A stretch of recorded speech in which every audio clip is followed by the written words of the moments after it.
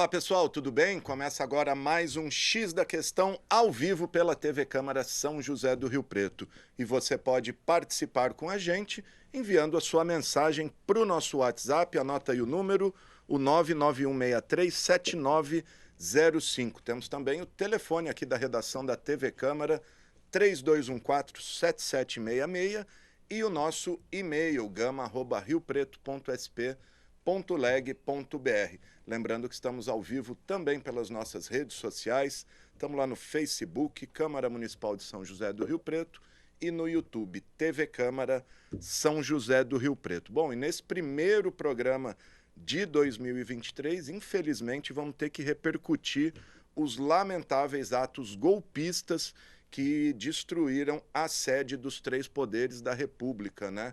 Congresso Nacional, Palácio do Planalto e a sede do Supremo Tribunal Federal. Todo mundo acompanhou ontem aí, uma horda de vândalos aí invadiu a sede dos três poderes e deixou um rastro de destruição, inclusive cultural. Obras de arte internacionalmente famosas aí foram depredadas, furtadas, vandalizadas. E para repercutir essa ação golpista, que não reconhece o resultado das eleições, recebemos em nosso estúdio a advogada Adriana Cancian, que é especialista em direito digital, e o professor de História e Filosofia, Vladimir Miguel Rodrigues. Ambos estão aqui para debater, repercutir essa situação inédita no nosso país. Vou começar com a doutora Adriana. Doutora, a senhora como advogada, como analisa essa situação? Como que a senhora acompanhou aquelas cenas de horror, de terrorismo mesmo, que a gente viveu na tarde e início da noite de ontem? Obrigado, viu, doutora? Oi, Alexandre, sempre um prazer estar aqui com vocês e principalmente para debater um tema tão importante quanto esse, embora um tema triste, né, para a nossa democracia, mas importante. E acho que todas as tentativas, principalmente de entendimento de como que ocorreram os desdobramentos que tiveram como esse desfecho triste de ontem com a depredação da sede dos três poderes, acho que é muito importante, né? Acho que a principal questão agora, para a gente olhar do ponto de vista das políticas de Estado, é a questão da segurança jurídica, né? Como que nós enxergamos as questões relacionadas à segurança jurídica, inclusive do ponto de vista físico, né? Porque uma vez que você tem a possibilidade de que as pessoas depredem a sede dos três poderes, obviamente que isso é muito grave. Agora, é óbvio que essa questão da segurança jurídica, ela também tem outros desdobramentos no que diz respeito à imagem do país, né? Hoje, em todos os noticiários do mundo inteiro, esse assunto foi tema, né, de Capa do New York Times, exatamente, né? Porque não é pouca coisa.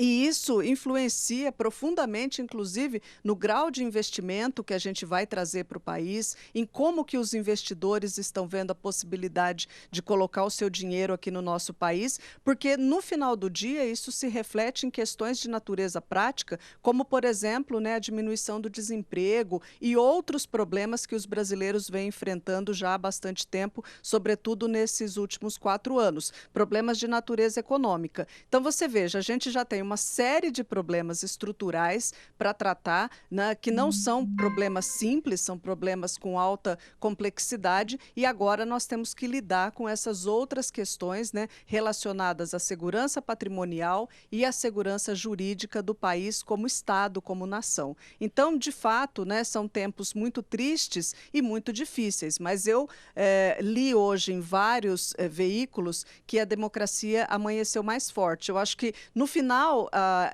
esses atos acabaram reverberando e tendo como consequência algo que essas pessoas justamente não queriam, que era o fortalecimento das instituições e principalmente a união dessas instituições em prol da democracia brasileira. Então, talvez, né, por meios tortos, a gente consiga finalmente, né, que todos os entes federativos, todas as autoridades estejam unidas por um único objetivo, um único propósito, bem na linha daquilo que o presidente Lula disse nos 2 discursos que ele fez, tanto no Congresso quanto no Parlatório, de que não há 2 Brasis. Há um único Brasil, uma única nação e um único povo. E é em virtude, em torno desse tema, desse propósito, que todos nós brasileiros temos que estar nesse momento. E acho que o que a senhora falou é importante, e foi importante a resposta rápida e dura, tanto do Supremo quanto do Executivo. Eu vou passar para o Vlad. Antes eu quero só ler uma nota aqui do presidente da Câmara, que também condenando esses atos. Diz o presidente Paulo Paulera que, em nome da Câmara Municipal de São José do Rio Preto, repudio com veemência qualquer tipo de ataque ao Estado democrático de direito. Manifestações de pensamentos e ideias são livres e garantidas pela Constituição Federal, mas não podemos compactuar com manifestações que promovam a violência, a baderna e o vandalismo. Que os responsáveis pelos ataques aos 3 poderes da República sejam identificados e punidos nos rigores da lei, e isso é importante, que todos os responsáveis sejam punidos para não ficar aquela sensação de impunidade. Vou passar para o Vlad uma coisa importante que a doutora falou, apurar não só a responsabilidade de quem invadiu os 3 poderes, mas também de quem se omitiu, né? Porque parece que houve ali houve alguma falha ali, porque não tinha um policial, não teve uma resposta. Vlad, a tua análise aí do... Bom, bom dia para todo mundo que está assistindo, bom dia Alexandre, bom dia doutora, muito legal estar aqui novamente. Faço coro a falar da senhora, acho que a senhora foi muito assertiva, concordo plenamente.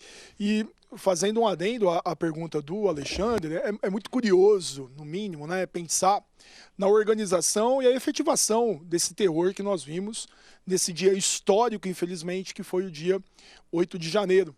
Muito semelhante ao 6 de janeiro de 2021. 2 anos a gente tinha. Praticamente há 2 anos, né, nos Estados Unidos, nós vimos um horror muito semelhante lá entre os norte-americanos, que inclusive a gente repercutiu aqui. Depois a gente pode até falar um pouco mais sobre esse terrorismo, esse Capitólio caipira que aconteceu, né? A gente sempre imitando os norte-americanos da pior maneira possível.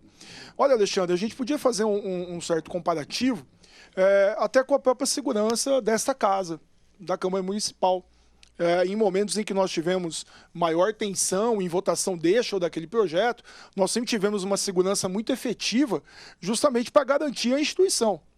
Agora, como a um nível nacional, de uma tentativa de um golpe de Estado, tá, que atentou contra os 3 poderes, você teve uma facilidade de entrada nisso. E vamos lembrar que a própria construção de Brasília, a arquitetura de Brasília, ela é hostil a uma manifestação. Tá? Por quê? Porque você não tem saída.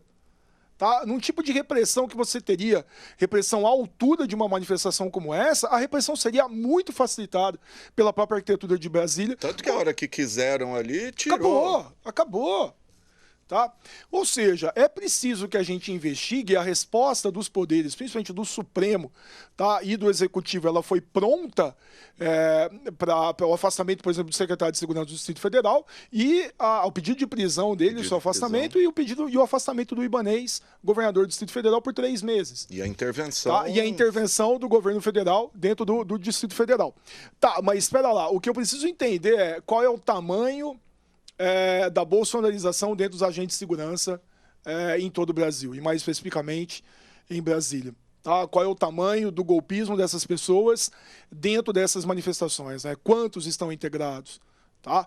Porque eu acho que não é, no mínimo de bom senso que nós temos, acreditar que isso foi feito por um simples deslize, por uma falta de cuidado dos poderes militares em relação a essa manifestação. Todo mundo sabia que ia acontecer, estava na cara, ainda mais nas redes sociais. Né? Exatamente, ainda mais com a movimentação que houve nos últimos dias em Brasília. Penso muito dentro desse momento numa reflexão da filosofia de Maquiavel e de Thomas Hobbes em relação à Constituição do Estado. Como é que o Estado surge? E imagina que Maquiavel escreveu isso há mais de 500 anos, Hobbes escreveu isso há cerca de 400 anos. Pensando na constituição do Estado, no monopólio da violência. Tá? Ou seja, ou o Estado efetiva o monopólio da violência, tá? Força, né? Dizendo em outras palavras, ou ele mostra quem manda, ou então esse Estado corre um sério risco de continuar existindo. Inclusive com aquele que agora é o ocupante do poder executivo, aquele que controla a força militar, que é o presidente da República. Ou seja, eu vou usar nas palavras de Maquiavel. Seria ideal que o príncipe pudesse ser amado e temido ao mesmo tempo. Mas se tiver que escolher, é melhor que seja temido. Tá? Ou seja, como é que você faz o temor? Pelo monopólio da violência. E veja bem, pelo monopólio da violência legítima. Não é sair batendo e matando. Pelo monopólio da defesa, pelo monopólio da violência legítima. A força do Estado, né? Exatamente, a força do Estado, que é feita, vou até pensando no Max Weber, no século XIX, no final do século XIX, é feita pela legitimidade das forças de segurança, aquilo que constitui o Estado. Tá? Ainda em Hobbes, concordando com Maquiavel, o que ele vai dizer? Hobbes vai dizer que os contratos sem a espada são só palavras. Ou seja, o que simboliza essa espada? A espada do Leviatã. O Leviatã precisa estar presente nesse instante.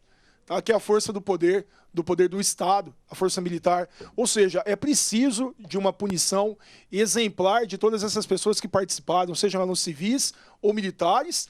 Caso contrário, usando mais uma vez a expressão de Hobbes, nós vamos viver a guerra de todos contra todos.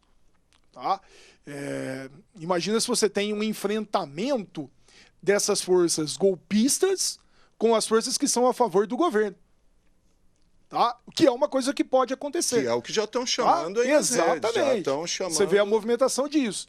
Então, pera lá, até onde isso vai? Ou a gente vive um império da lei, e é muito importante dizer isso, até a doutora está aqui para a gente pensar nessa questão, refletir juridicamente, mas ou a gente pensa no império da lei não enquanto, em nenhum momento, revanche, mas sim enquanto justiça. É uma coisa que as pessoas hoje confundem. O revanchismo. Agora... Pera lá, não, é que se faça cumprir a lei. Tá? Como que a gente vai entender o que aconteceu ontem? É simples, como ações terroristas, que se julgue simplesmente pela lei. Qual é o valor que nós temos de uma perda cultural e artística disso tudo? Tá? Você destruir um Di Cavalcanti, você destruir relógio que foi presente a Dom João, tá? Você fazer toda essa destruição, veja, eu estou pensando somente nas questões artísticas. Eu quero ver o levantamento de quanto que vai custar, tá, a reforma dos 3 poderes. Sim. Tá? Uma reforma, obviamente, milionária. E quem vai pagar isso? Nós, né? Tá? Nós.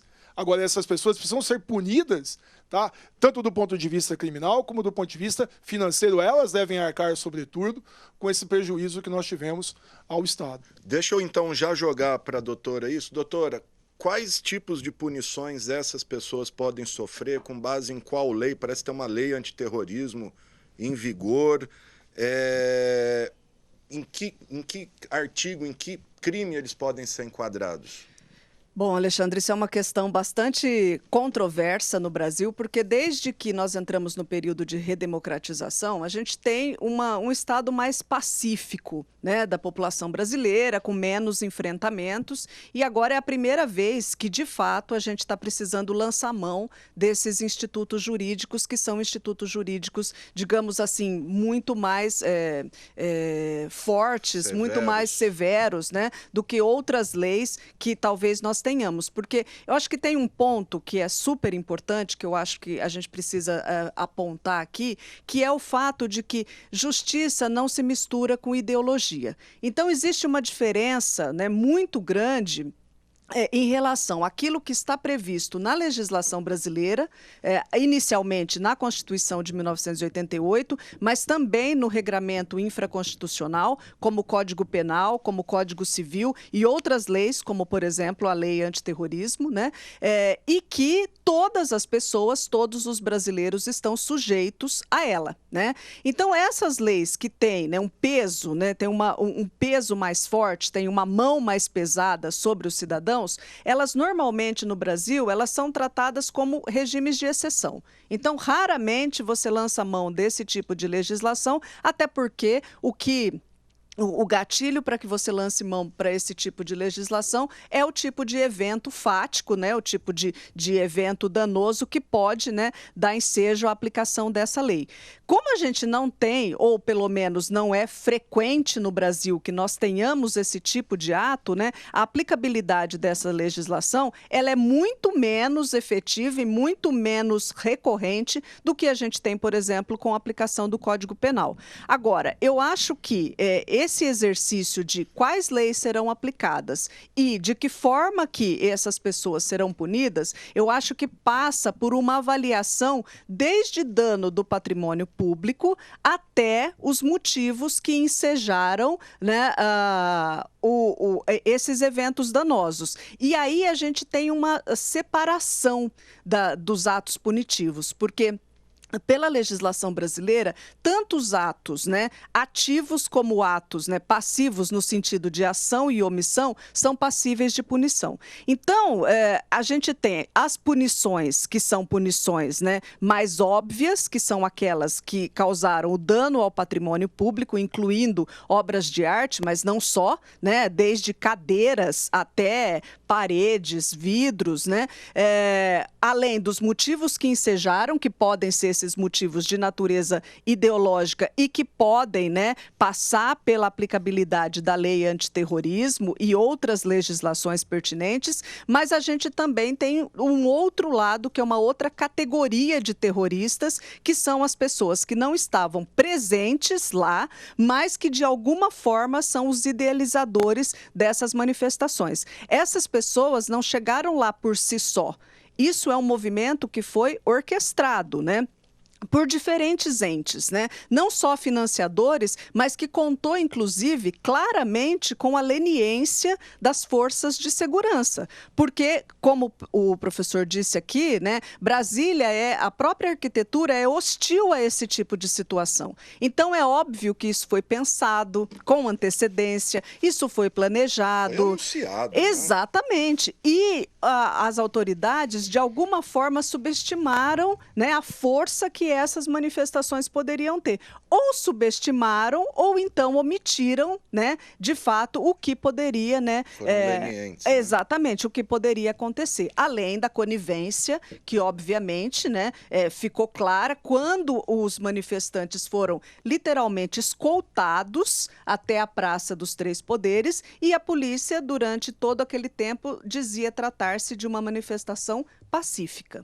Né? Tem até uma imagem de policial Exatamente. ali tomando água de coco, fazendo selfie com o pessoal, né? Então, eu acho que essa questão da responsabilização, hoje, nesse momento, ainda é cedo para a gente pensar por quais crimes essas pessoas, né, serão responsabilizadas, porque, na verdade, a lista é longa. Sim. A lista é bem longa. A imprensa tem relatado aí pelo menos 4.000 prisões, né? Exatamente. Teve até uma fila de ônibus levando todo mundo preso.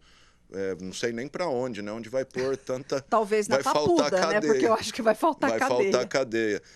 Eu tenho visto também, doutora, muita gente assim, os apoiadores desse movimento, mas a culpa é do Supremo, porque com decisões isso revoltou a população. Queria que a senhora fizesse uma análise da atuação do Supremo nesses últimos meses, o Vlad também, em especial do ministro Alexandre de Moraes, que tem sido aí tem levado no peito essa briga, né? Ele tem culpa, mesmo a atuação dele tem sido correta? Olha, Alexandre, eu como uma franciscana, né, uma aluna lá do Largo de São Francisco, inclusive hoje ao meio-dia, né, diversos juristas irão se reunir lá no Salão Nobre da Faculdade de Direito da USP, que está prestes a completar 200 anos, né? Nós temos um entendimento de que é bastante simples para que as pessoas que não são do direito possam entender de uma maneira bem clara, né? O Poder Judiciário, ele só age por provocação. Nenhum ministro da Suprema Corte ou nenhum juiz, nenhum promotor de justiça, salvo em algumas exceções, agem de ofício, né? Obviamente que isso pode acontecer, mas a regra não é essa. Então, o ministro Alexandre de Moraes, ele foi, né, obrigado a responder a uma série de fatos que vêm ocorrendo desde a posse do presidente Bolsonaro, desde 2019, né? Então, todos os atos, né, ou pelo menos a maioria deles, com exceção do inquérito das fake news que ele abre de ofício, e aí a gente tem uma discussão técnica mesmo, técnico-jurídica. Não foi, né? Nem ele, quem abriu foi o Toffoli, que quando era presidente designou ele. Exatamente, e esse inquérito foi dado a ele. Então, o ministro Alexandre de Moraes se tornou um alvo, né, como sendo, né, o símbolo da justiça, mas, na verdade, o que ele fez foi responder a uma série de situações que ocorreram na sociedade brasileira nesses últimos 4 anos. Porque, não sei se você se lembra, mas já por algumas vezes, nessa casa aqui mesmo, nós discutimos a questão da responsabilização pelos atos que ocorrem por meio da internet. Então, as pessoas têm uma visão muito simplória de que elas vão, né, se comunicar, vão mandar mensagens, vão pensar em situações, né, por meio da internet, e que isso não vai ter nenhum tipo de consequência. Quando isso não é verdade, a internet é simplesmente um meio. O mesmo Código Penal que vale para a nossa vida offline, vale para a nossa vida online. O estelionato que é cometido, né, pessoalmente pode ser cometido pela internet. Então, o que as pessoas esperavam? As pessoas esperavam que num país em que as instituições funcionam, em que existe um poder judiciário e que existem leis a serem cumpridas, que elas iam, né, tomar uma série de atitudes e que ninguém ia fazer nada?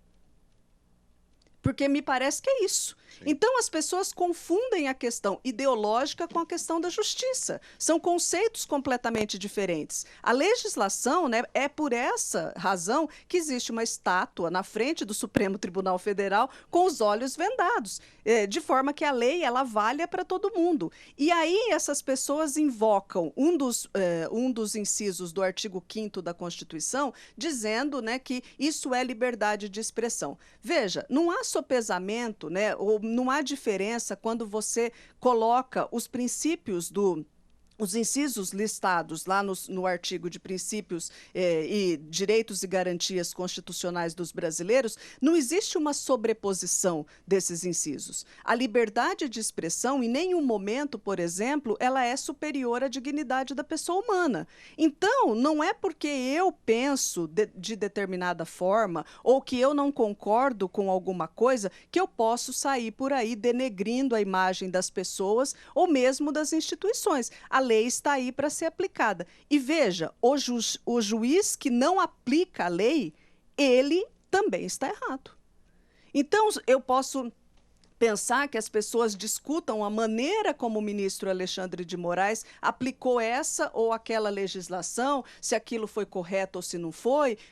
Discussão, inclusive, que no direito ela é muito difícil, porque a gente sempre brinca que a nossa palavra preferida é depende. Depende da situação, depende do fato, depende de quem estava envolvido, depende das características em que aquela situação ocorreu. Então, isso é óbvio que é passível de discussão, mas uma discussão saudável, em que eu coloco os meus argumentos, a outra parte coloca os argumentos dela, mas de uma forma civilizada. Então, as pessoas têm que entender que a legislação existe, as instituições estão aí e as pessoas que representam as instituições, elas têm que trabalhar. Tem que agir, né? Porque imagina você, eu vim inclusive ouvindo, né, aquele discurso do presidente Bolsonaro em que ele dizia assim: eu fui do tempo em que ordem do Supremo se cumpria. Hoje eu não sou mais.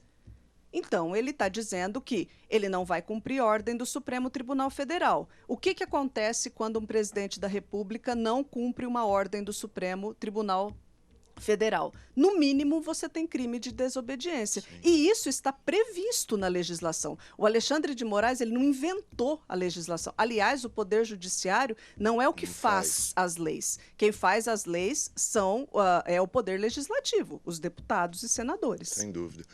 Eu acho que o Flávio, se tiver, Flávio, algumas imagens aí, todo mundo viu já, mas só para ilustrar aqui, eu vou passar para o Vlad. Queria que você falasse também, Vlad, a importância da atuação do Alexandre. A gente falou a importância da resposta rápida e também isso que a doutora falou da resposta, né? E se foi um tiro no pé da direita essa atuação? Porque acho que eles esperavam que no meio do caos o exército saísse da caserna para controlar e consolidasse um golpe ali, o que ainda bem não aconteceu, Vlad. Concordo plenamente com a sua fala. E acho que tem um ponto muito legal dentro da filosofia.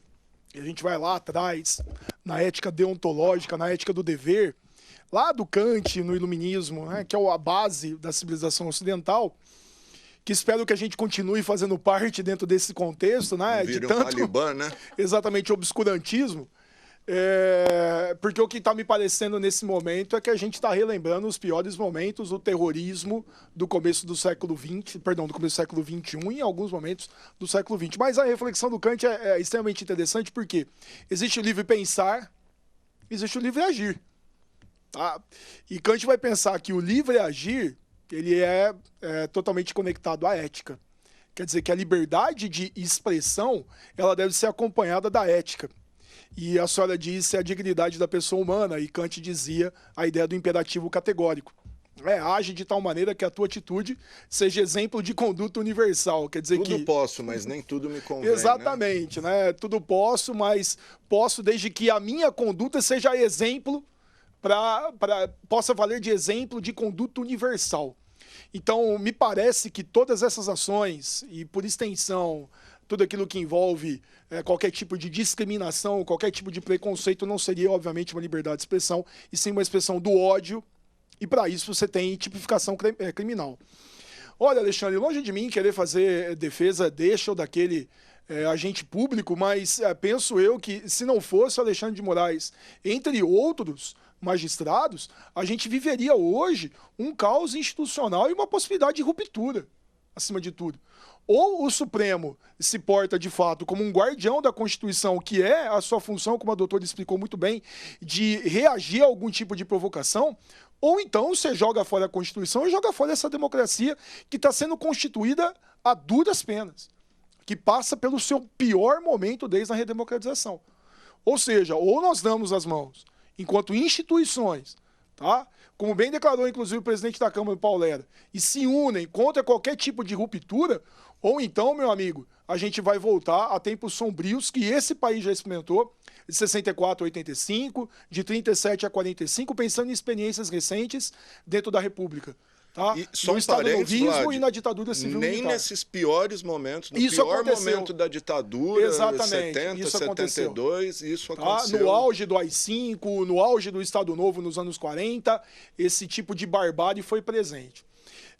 Penso, em relação à sua segunda pergunta, se isso é um tiro no pé, eu acho que isso vai trazer consequência muito negativa, veja bem, para a direita como um todo.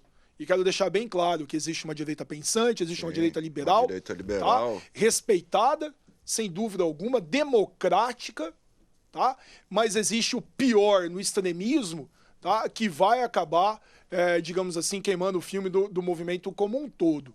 Tá? Por quê? Porque, pelas essas primeiras medidas que foram tomadas, essas pessoas serão criminalizadas e responsabilizadas. Tá? Pelas primeiras medidas que foram tomadas que nós citamos. E eu acredito que, de maneira geral, a grande maioria da população brasileira, tá, é contrária em gênero, número e grau ao que aconteceu ontem. Tá? Eu acho que, até brincar... Saiu um estudo da Quest, desculpa mais uma vez, que monitorou as redes sociais durante a doutora deve ter visto, durante todo o dia de ontem, mais de 90% das postagens foram condenando... Eu acho que o cidadão de bem brasileiro, Alexandre, eu não sei como ele veria aí essa destruição de patrimônio material, tá? E principalmente patrimônio da nação brasileira, né? Os patriotas que destruíram esse patrimônio, penso que a grande maioria absoluta da população brasileira não compactua com esse horror que aconteceu em Brasília ontem. O papel do Exército agora, das Forças Armadas, acho que está em jogo aí a lealdade das Forças Armadas ao atual presidente. Ontem a gente não teve um ato ativo das Forças Armadas, mas também não viu-se nenhuma nota de repúdio. O que vocês acham? Qual que é o caminho agora? O ministro da Defesa, o José Múcio, está sendo muito criticado por num primeiro momento ter dito que os atos eram democráticos e tinha até amigos ali protestando, e agora sua legitimidade está sendo colocada em xeque, né, por não ter também agido. Doutora, quer comentar isso? Então, Alexandre, você veja, né? Há uma série de equívocos conceituais, né, nessa história toda, porque o Exército é a primeira figura de Estado que não deve pautar as suas ações em razão de simpatia com esse ou aquele presidente, e muito menos com relação à ideologia de partidos políticos. Muito pelo contrário, né? As pessoas sérias dentro das Forças Armadas jamais permitiram que essas questões fossem para dentro dos quartéis. Então, a função do Exército não passa por questões ideológicas, tampouco por questões partidárias ou de simpatia com esse ou aquele presidente. Institucionalmente, o chefe das Forças Armadas é o presidente da República, seja ele Pedro, João, José ou Joaquim. Isso não está em discussão, né? As Forças Armadas, elas devem, né, receber o seu chefe escolhido pelo povo, né, que essa é uma premissa fundamental da democracia, e devem, né, agir no sentido de proteger o Estado, né, muito como nação, independentemente de quem esteja no poder, qual seja o partido político ou não. Então, o Exército precisa rapidamente retomar aquilo que está previsto a ele na Constituição brasileira e agir de acordo com as suas obrigações, porque isso diz respeito ao papel que eles têm dentro do Estado. O papel do Exército Brasileiro, né, se não proteger o território brasileiro, inclusive, né, e também de tudo aquilo que possa causar algum tipo de temor, algum tipo de dano ou algum tipo de problema. Então, a gente olha para isso e vê essa inação do Exército, a mim me parece só que é uma desobediência ao princípio constitucional que deve reger as Forças Armadas brasileiras. E, de novo, isso nada tem a ver nem com ideologia, tampouco com partido político. Legal. Vlad, quer falar do Exército? E eu vou jogar... Só fazer um apontamento. O papel das Forças Armadas ela é crucial, por exemplo, para que aconteça um golpe. Quando a gente olha pela experiência que nós tivemos aqui, eu vou pensar em 1987, tá, no autogolpe que o Getúlio deu, no Plano Cohen, tá? Em 1945, na saída do Vargas, quando o Vargas é deposto, tá? O papel das Forças Armadas é fundamental. E a última experiência tenebrosa em relação a isso, 1964. Ou seja, se você tem um núcleo duro das Forças Armadas que é a favor de uma ruptura institucional, independentemente de como isso vai ser chamado na história, equivocadamente, como foi Revolução de 64, que é um erro, tá, absurdo, e nós já discutimos isso aqui, tá, quem quiser, inclusive, consultar aí no histórico da TV Câmara, o Exército é o fiel da balança. Ou seja, ontem foi uma tentativa de golpe de Estado. Se tivesse um apoio, digamos, do alto oficialato das Forças Armadas, que tivessem colocado esses canhões na rua e apoiado esse movimento golpista terrorista, você poderia ter tido uma destituição dos poderes. Tá? Porque é o fiel da balança, e 64 está aí, para a gente lembrar a passagem... mais ou menos assim, exatamente, né? A passagem do 31 para o dia 1º de março, do dia 31 de março para o 1º de abril, tá? E a efetivação de um golpe de Estado civil e militar, como teria acontecido ontem e foi impedido. Muito talvez porque as Forças Armadas, no seu histórico, elas têm um caráter de heterogeneidade. Ou seja, existem grupos ideológicos que são simpáticos ao bolsonarismo, isso é indubitável, como a gente assistiu aí nos últimos anos, como existem aquelas pessoas que cumprem a sua função e defendem a instituição independentemente de qualquer ideologia. Penso eu que nesse momento esse é a balança está pendendo para esse lado. E vamos lembrar, como a doutora puxou no começo da discussão, nós temos um sistema global muito atuante, e que com certeza levaria punições ao Brasil imediatas, que levariam até um possível colapso econômico. a gente viu, eu não vi, Alexandre. Estados Unidos condenou imediatamente. Exato, mas assim, Blinken, só lá, né? pensando, eu não vi a questão do dólar, a cotação do dólar hoje. Parece que deu uma subida, né? Possivelmente devia estar em alta, porque o risco Brasil já estava em alta. Porque é fuga de capital, tá? A comunidade internacional, o capitalismo internacional do qual nós fazemos parte, do qual o PT é um player nos seus governos, tá? E vai continuar sendo. Tá? Pensando não tem nada de comunismo da questão aí, do bicho papão do comunismo, né? A repercussão econômica para o Brasil, com certeza, pode ser muito ruim se essas tentativas de golpe continuarem dentro da nossa sociedade. E em relação à punição do ponto de vista econômico, é simples. É só você ter, por exemplo, um embargo da União Europeia ao comércio, à agricultura brasileira ou algum tipo de sanção norte-americana. Só para lembrar, para ser bem contundente em relação a isso, Nicolás Maduro não veio à posse. Mesmo que no final do mandato Bolsonaro tenha retirado o impedimento. E não veio por quê? Porque se a empresa venezuelana abastecesse o avião dele, ela teria bloqueio em transações com os norte-americanos. Vamos lembrar da guerra entre Rússia e Ucrânia, tá? O bloqueio que o Ocidente fez às empresas russas. Então é muito simples, o impacto é direto. Tá? E quem vai perder? Quem vai perder, inclusive financeiramente, são os financiadores dessa tentativa de golpe. Tá? São os grandes empresários e, no fim das contas, o maior prejudicado vai ser a população brasileira. Sem dúvida. Eu recebi aqui agora há pouco uma nota também do prefeito Edinho Araújo. O prefeito diz que, abre aspas, né, repudio veementemente qualquer tipo de manifestação que atente à nossa democracia. As pessoas contrárias devem ser punidas por desrespeitar a Constituição, invadindo e depredando espaço público. Prefeito Edinho Araújo. Lembrando que todos os deputados da nossa região aqui também divulgaram notas repudiando esse ato golpista de ontem. É importante ver essa união, inclusive aliados do ex-presidente Bolsonaro, como o presidente da Câmara, Arthur Lira, e outros, próprio Valdemar também se manifestou condenando, ou seja, o presidente que é apontado como um mentor intelectual desses manifestos, não estou dizendo que ele interferiu ali, mas só o silêncio dele, ao não reconhecer a derrota, tem incentivado esse tipo de atitude. Bolsonaro que está nos Estados Unidos, deputados já estão pedindo, deputados de lá estão pedindo a extradição dele para o Brasil. Qual que é o futuro do Bolsonaro? Essa é uma questão fundamental até para o futuro do bolsonarismo. Eu penso que, num primeiro momento, a responsabilidade de Bolsonaro política, pelo silêncio, tá, pelo estímulo passado. Mensagens enigmáticas. Exatamente. Né? Responsabilidade criminal é o tempo que vai dizer, né? Para apurar o seu envolvimento, se houve ou não. Mas a responsabilidade política, ela é cristalina nesse momento. O futuro de Bolsonaro, a gente precisa ver qual vai ser o impacto disso dentro da política interna norte-americana, como muitos deputados do Partido Democrata estão pedindo a sua extradição.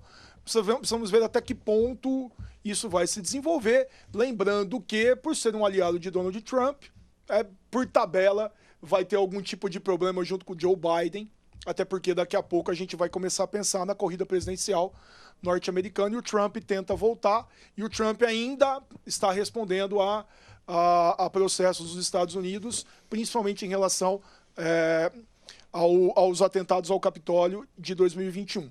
Bom, o que pode acontecer, penso eu?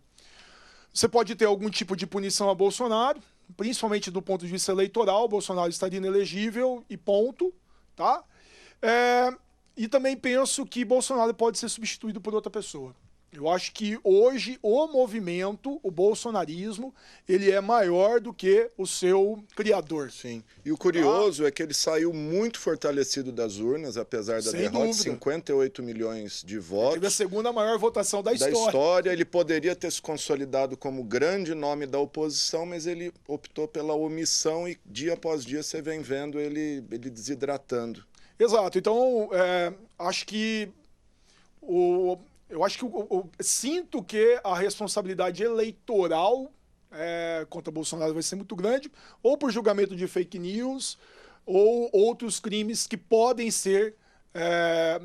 Bolsonaro pode ser acusado e pode ser penalizado. Então, eu acho que deve surgir uma outra liderança para ocupar esse vácuo. Até porque Bolsonaro, dentro do próprio bolsonarismo, foi muito criticado pela sua saída do Brasil e a ida para os Estados Unidos. Essa fuga de Bolsonaro repercutiu muito negativamente. Então eu acredito que esse movimento ele vai continuar, vamos saber o tamanho dele depois das punições que ele sofrer, mas eu acho que alguém vai ocupar esse vazio deixado por Bolsonaro. Ou por algum tipo de punição que ele possa sofrer, ou então pela insatisfação quanto às suas medidas tomadas pela posse de Lula. Bacana. Você Alexandre, só não podemos esquecer que a ficha dele em relação à justiça é longa, né? Então, independentemente das questões políticas, há uma série de outros inquéritos, processos que estavam, inclusive, suspensos em razão da ocupação do cargo de presidente da República. É a primeira vez desde 1989 que Bolsonaro não tem um cargo público. Então, ele vai responder na Justiça Comum por todos esses inquéritos, por todos esses processos que já tramitavam em relação a ele, né? Só que pelo fato dele ter foro privilegiado, isso estava contornado, né? Digamos assim, né? E agora, né, na atual situação dele, ele teria que responder e acertar as contas com a Justiça em relação a todos esses procedimentos na Justiça Comum. Principalmente a atuação dele na pandemia, que tem vários inquéritos. A CPI imputou a ele, salvo engano, 9 crimes, né? E são crimes bastante graves, né? De responsabilidade por atos, inclusive, não só omissivos, mas também, né, de ação, de atitudes, né? E é interessante como que as pessoas hoje, né, com a questão tecnológica, elas próprias se incriminam. Então, elas fazem vídeos delas mesmas cometendo crimes, elas mesmas escrevem nas redes sociais e o próprio Bolsonaro, né, por muitos dos crimes pelos quais ele está sendo responsabilizado, né, pela pandemia, há inúmeros e diversos vídeos e declarações dele registradas em relação, né, a tudo que ele fez e a tudo que ele falou. As próprias pessoas ontem lá depredando o Congresso e filmando como se fosse bonito. Eu, sinceramente, acho bastante curioso isso, mas enfim, né? Tem até um preceito. Isso. Tem até aquele lance, né? Ninguém é obrigado a produzir prova contra si. Nesse caso, eles estão produzindo voluntariamente as provas. As pessoas mesmas, elas se auto-incriminam. Doutora, aproveitando esse tema, queria que a senhora falasse do papel das redes sociais na organização, convocação desses atos. Lembrando que, na verdade, essa entrevista com a doutora estava combinada desde sexta-feira, que a gente falaria sobre combate fake news, iniciativas do novo governo. Aí aconteceu tudo isso, claro, a gente tinha que não tinha como não falar. Mas queria que a senhora falasse do papel. Se não fossem as redes sociais, esse tipo de movimento talvez não seria possível, né? Talvez não seria possível com essa força, com essa quantidade de pessoas, porque as redes sociais, elas pulverizam as informações muito rapidamente. Então, talvez nós tivéssemos, como nós tivemos em outros momentos da história, como, por exemplo, na ditadura militar, né, várias passeatas, vários protestos, né, sem que nós não tivéssemos a internet.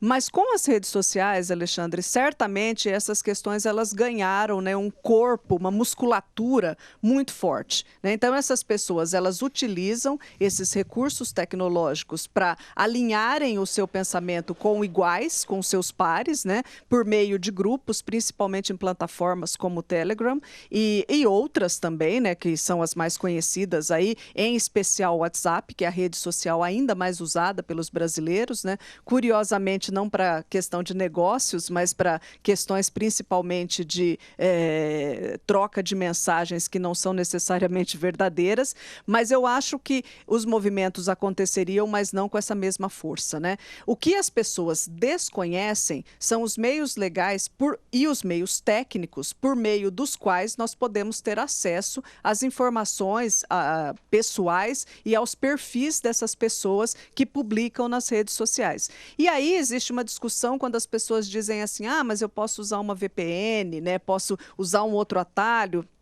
Posso fazer um perfil falso, né? E é bom a gente sempre lembrar as pessoas que na internet se escreve a caneta, né? Não se escreve a lápis. Esses rastros, eles não se apagam. Então, existem meios bastante eficientes, óbvio que não em 100% das vezes, quando você fala de alguém com conhecimento tecnológico muito avançado, o que não é o caso da maioria das pessoas. Do Zap, né? Exatamente. Essas pessoas podem, sim, vir a publicar, assim como grupos, né, que praticam hacktivismo, ou mesmo grupos, né, que disseminam ransomware ou que criptografam bancos de dados por questões econômicas, né, para ganhar dinheiro.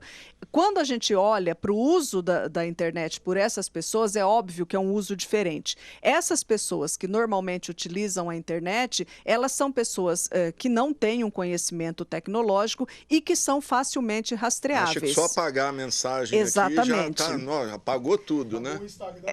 E o Marco Civil da internet, ele é uma legislação bastante importante nesse sentido, porque antigamente você conseguia, por exemplo, fazer a exclusão de um determinado conteúdo administrativamente. O que isso quer dizer? Você entrava lá nas questões, perguntas e respostas, lá no FAQ da rede social, e você podia requerer que determinado perfil, determinado conteúdo fosse excluído, e isso normalmente era atendido. Depois do Marco Civil da internet, isso não foi possível mais. Então, a gente só consegue excluir algum tipo de conteúdo ou consegue rastrear juridicamente. Para um cidadão comum, isso só é possível dentro de um processo judicial. Mas para as autoridades, como, por exemplo, o ministro Alexandre de Moraes, quaisquer dos ministros, seja do Supremo, seja do Superior Tribunal de Justiça ou da Justiça Comum, os juízes de primeira instância, eles notificam, enviam um ofício a essas empresas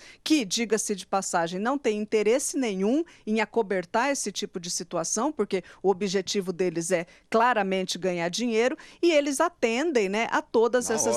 Tem sido muito rápidas as decisões. Essas requisições judiciais, porque as pessoas precisam entender que, como eu disse inicialmente, essas coisas elas não desaparecem, elas podem não estar visíveis. O fato de não estar visível não significa que ela tenha desaparecido, né? As empresas, elas têm todos esses logs, elas têm todos esses conteúdos, elas têm todas essas informações e muitas vezes, né, conseguem fazer esse rastreamento com muita eficiência. Então, é assim que o ministro Alexandre de Moraes, por exemplo, tem chegado nas pessoas para responsabilizar. Eu participo de alguns grupos aqui desse pessoal aí e tal, enfim, que você vai ficando, é grupo de condomínio, que aí acaba, não é mais nada do condomínio, virou só grupo enfim. E aí outro dia mandaram um roteirinho, atenção, você que mandou mensagem, faz isso, desativa o backup automático de nuvem e não sei o que, adianta ou não? Nada, né? Não, é como eu estou dizendo, Sim. As pessoas confundem, né, exclusão com ausência de visibilidade. O fato de você não ver mais não significa que aquela mensagem desapareceu. Né? Ela não desaparece, em hipótese nenhuma. É simples, é só você tentar excluir, por exemplo, exclua a sua conta do WhatsApp. Meses depois, você reativa a sua conta. Você vai observar que todo o seu histórico está lá. Né? Então, essas mensagens, elas não desaparecem. Você consegue, né?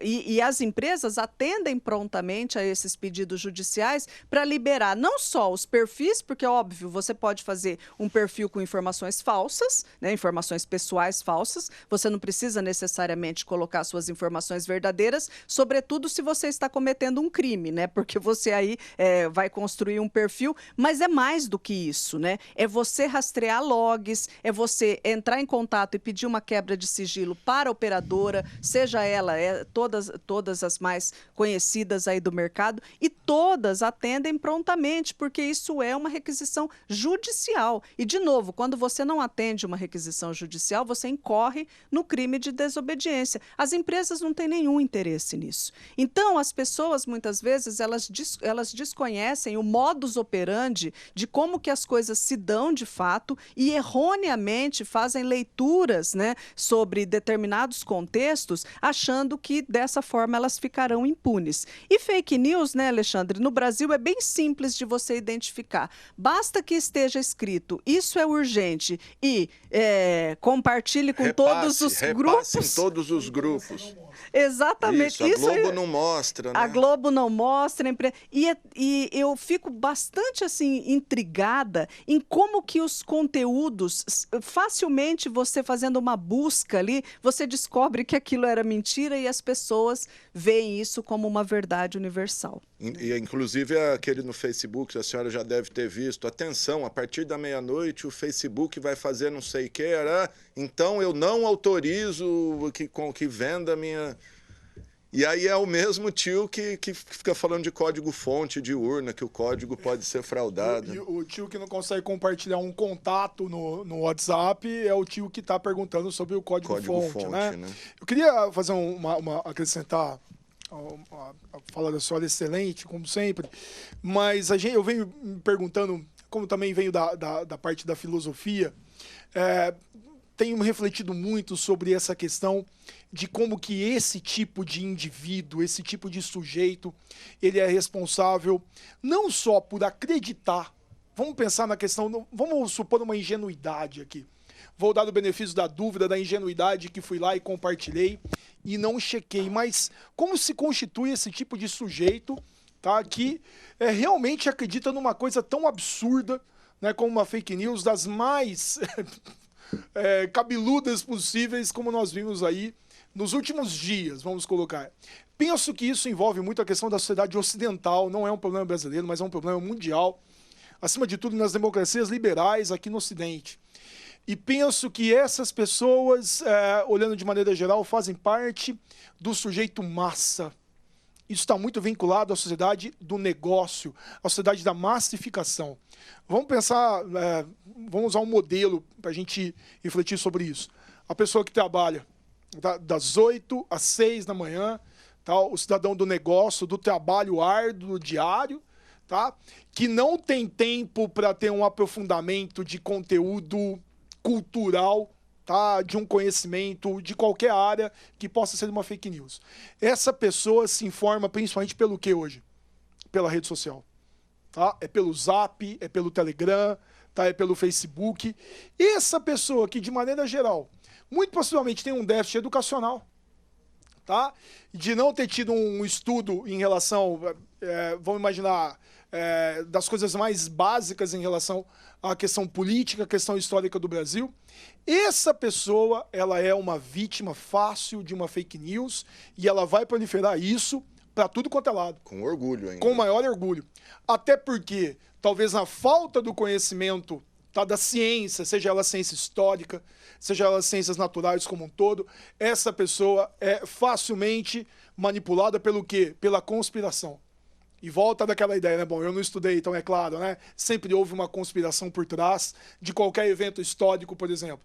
Então ela tem a convicção de que aquilo que ela está recebendo é uma verdade que foi ocultada dela a vida inteira. Então esse sujeito massa, né? Exatamente, foi enganado a vida inteira. E alguém agora... Abriu meus olhos. Abriu meus olhos. E isso, inclusive, do ponto de vista messiânico, é uma coisa muito fácil de ser compreendida, porque é a liderança da manada.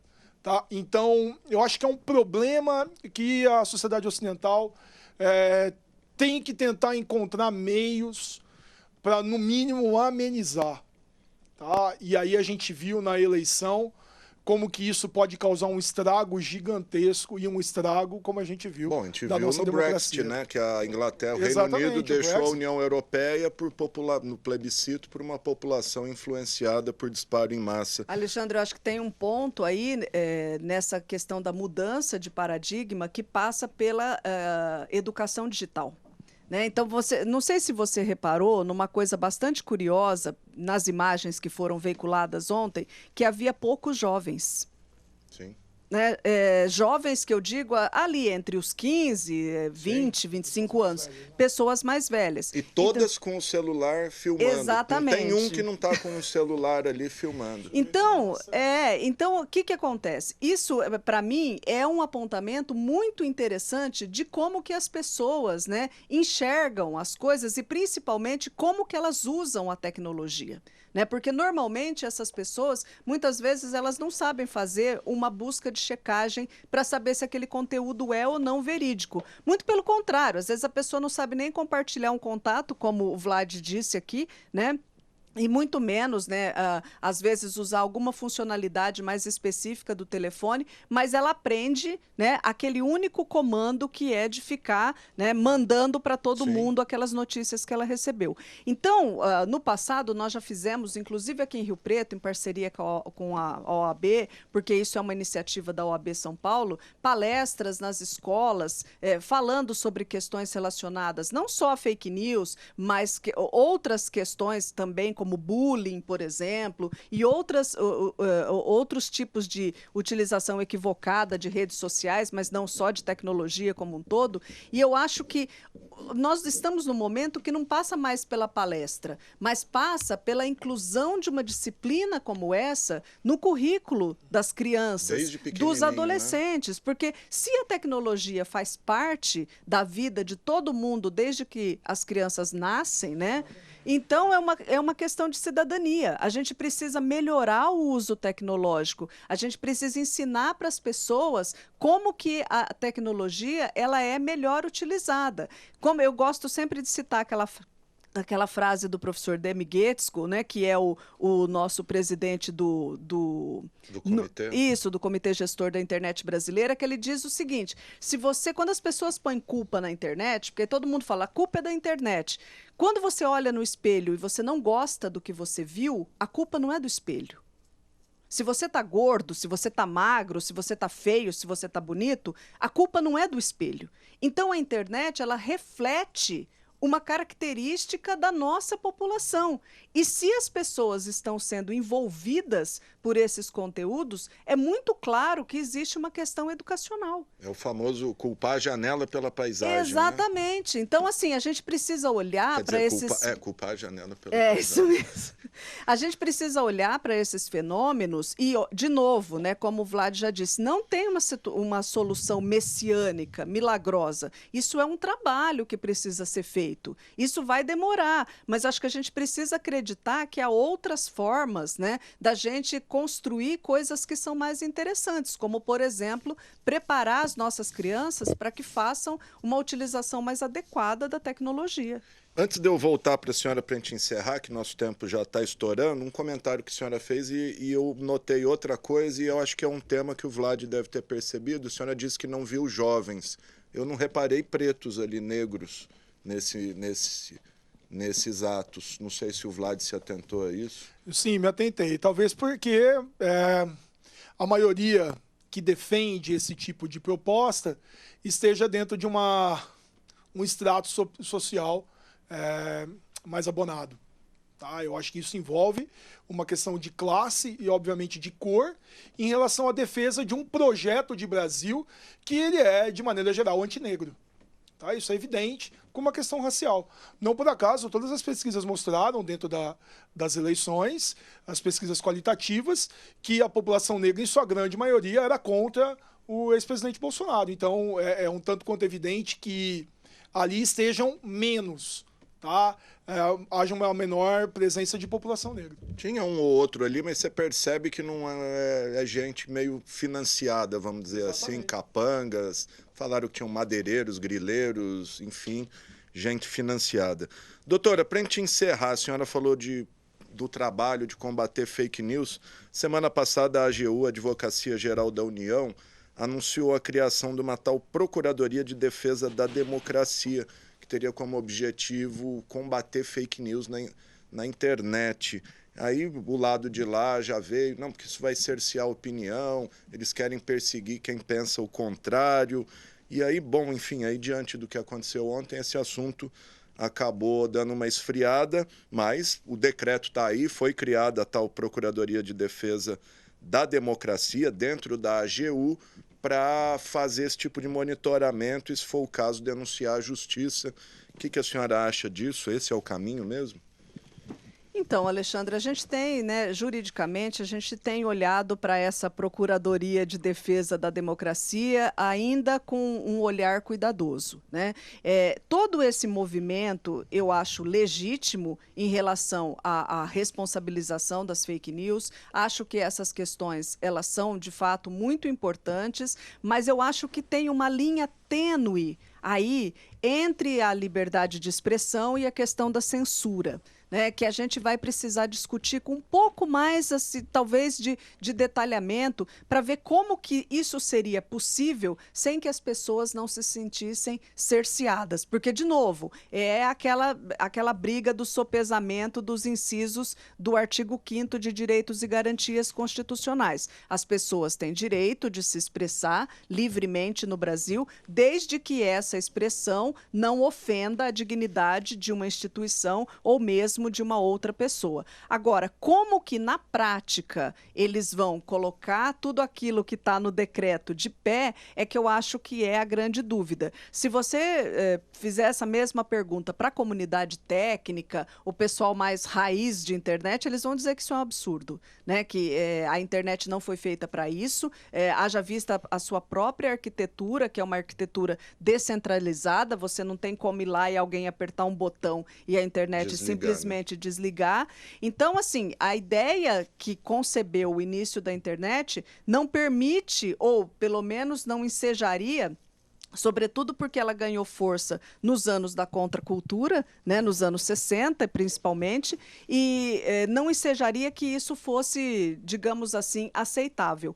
Mas os tempos mudaram, né? A gente tem aí pelo menos 60 anos desde que a internet foi concebida. Hoje a gente tem outros problemas, outras emergências, outras urgências, e talvez a gente precise pensar no modelo em que a gente consiga, de alguma forma, né, talvez ter um acompanhamento um pouco mais de perto. Mas, honestamente, acho isso uma tarefa bastante difícil. E, na prática, a seguir cenas dos próximos capítulos, eu quero ver como que isso vai se consolidar. Essa suspensão seguida de contas, inclusive de parlamentares que o STF tem promovido, bloqueando o Twitter, Instagram e outros canais, inclusive de parlamentares, a senhora acha que é censura?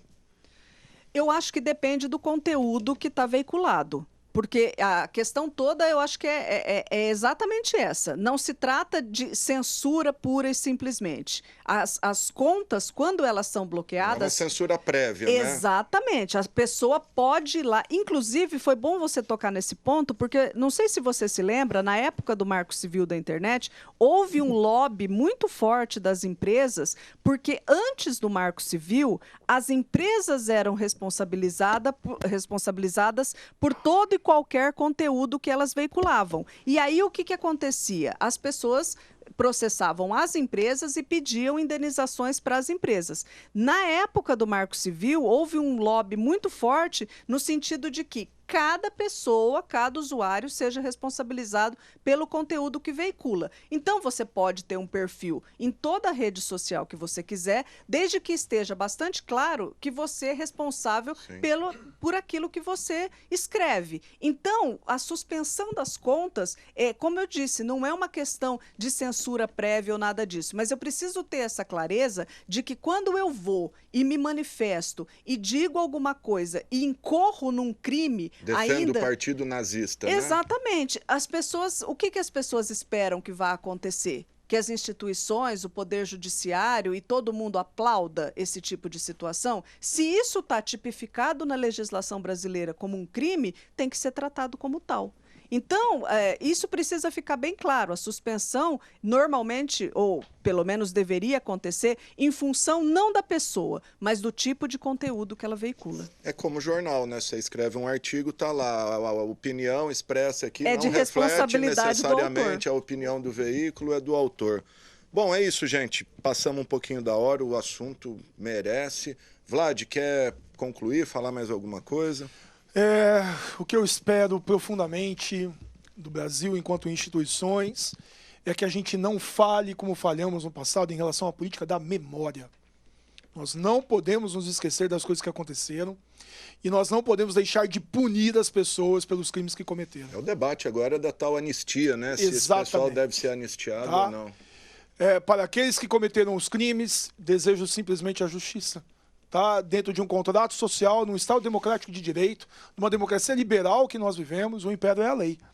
Então eu espero profundamente, tá, que a gente faça uma política da memória em relação a todos os crimes que foram cometidos, independentemente se eles foram feitos nesse momento, pelos atentados, o atentado à democracia, o golpe que foi a tentativa de fracassada de golpe ontem, como também os crimes que foram cometidos durante a pandemia, tá? E demais outros crimes, independentemente de quem seja o agente público. Tá? Porque a falta de uma política da memória do que foi a Era Vargas levou à ditadura civil-militar de 64 e 85. A falta de uma política da memória do que foi a ditadura civil-militar, nesses mais de 20 anos de horror, tá? Levaram à cumplicidade com todos os crimes, ao absurdo que foi a lei da anistia em 1979, tá? E ao louvor a todos os crimes e aos horrores que foram cometidos na ditadura. Tá? Louvor a criminoso, louvor a torturador, e entre outros. Então, o que a gente não pode, se o Brasil quer se reencontrar, de fato, com a paz política e social, o Brasil precisa ter uma política da memória, como aconteceu na Argentina e como aconteceu em outros locais. Então, o que eu espero profundamente é que a gente faça simplesmente cumprir a lei para aqueles que cometeram os crimes que cometeram. Sem dúvida. Eu acho que a gente chegou onde chegou no dia que um deputado discursou no Congresso louvando, elogiando um torturador e não saiu de lá preso, né? Resultou no que resultou. Doutora, obrigado. Quiser falar mais alguma coisa? Não, faço minhas as palavras do Vlad, como um membro, né, do direito, eu mais do que ninguém espero que a justiça seja feita, independentemente, né, sobre quem a mão da justiça recairá, e espero vivermos tempos melhores. Espero que a gente consiga olhar para aquilo que de fato é importante e tratar, né, do povo com um pouco mais de carinho, no sentido de resolver os seus problemas, no sentido...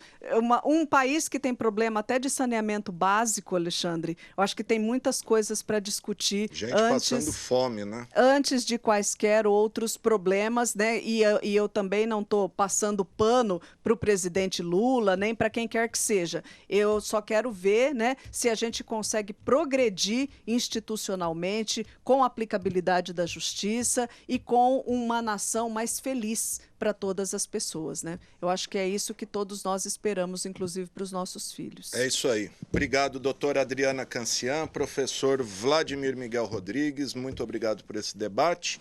E essa edição do X da Questão fica por aqui. Se você quiser rever esse programa, ele será reprisado logo mais às 8 horas da noite e amanhã cedinho às 7 horas da manhã, e depois ao longo da nossa programação fica aí reprisando. E desde já ele está disponível nas nossas redes sociais, está lá no YouTube, TV Câmara São José do Rio Preto, Facebook Câmara Municipal de São José do Rio Preto. Lembrando sempre que você pode mandar mensagens para a gente com sugestão de pauta, entrevista, reportagens, está aí o nosso WhatsApp na tela, e todas as informações aqui da Câmara você encontra no nosso site www.riopreto.sp.leg.br e no nosso aplicativo Processo Legislativo Digital. É isso aí, gente. O programa teve os trabalhos técnicos dos cinegrafistas Zeude Russo e Wagner Bueno, o GC do Thiago Zatti, o controle mestre do Fernando Giroldo e o áudio do Flávio Furlaneto. Valeu!